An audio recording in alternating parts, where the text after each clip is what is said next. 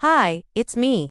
Today we're visiting the Orkney Islands to meet a very scary monster indeed, the Nuckelavee. It was said that this creature lived in the sea around Orkney, and that it would come out of the water and terrorize the local population. It is described as being a horse-like demon with skinless flesh hanging from its bones. With huge wings like a bat, razor-sharp claws and teeth and eyes that glowed red-hot like burning coals. Yeah, not exactly what you'd want to see on your walk to the shops. Especially since it was blamed for all the evil things that happened in the region: blight, livestock disease, and drought. It sounds a bit like the stuff of nightmares. But where did this terrifying beast come from? Well, that's what we're going to find out today.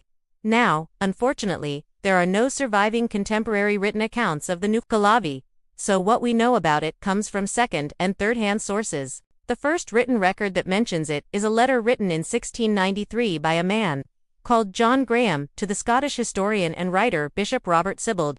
In it he describes how in his youth he had heard people talking about the Nuckelavee, but that they had stopped doing so because the creature was so fearsome that just mentioning its name was believed to be able to bring bad luck. And apparently the creature was still active at that point, because Graham goes on to say that a friend of his had lost a number of sheep after seeing it drinking from a pool of water.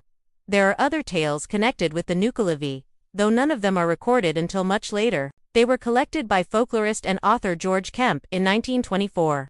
Although some of them were published anonymously in the 18th century, these tales seem to have been handed down orally for hundreds of years before they were finally written down.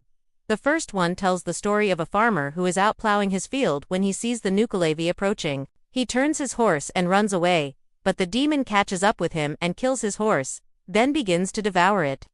Just then, the farmer remembers that the Nuckelavee hates fresh water. So he grabs a nearby hose, which is full of water from the nearby loch, and begins to spray the demon. This drives the Nuckelavee away, who returns to the sea and is never seen again. Another tale tells of how the Nuckelavee was so evil that it caused a drought wherever it went. Crops failed and livestock died of thirst, and it was blamed for bringing disease and misfortune on the people of Orkney. Eventually, they decided that the only way to stop it was to appease it, so every year they chose a maiden to be sacrificed to it. She was tied up on an island in the middle of the sea and left there to be devoured by the Nuckelavee, which came to take her away. But one year, someone had the bright idea of tying two maidens together back to back. When the Nuckelavee came to take the sacrifice away, it found that it couldn't carry two of them at once, so it dropped the one it had already taken and went back to the shore to get the other. But while it was gone, the villagers destroyed the raft that held the second maiden, and she was swept away out to sea. Seeing this, the Nuckelavee was so angry that it roared and beat its wings so hard that it created a great flood, which swept across the land, drowning the people, the animals, and even the crops. This flood lasted for 40 days and 40 nights, and when it finally stopped, the land was so fertile that it provided food for everyone. And there was such an abundance of fish in the sea that everyone could eat their fill, and even take some home with them.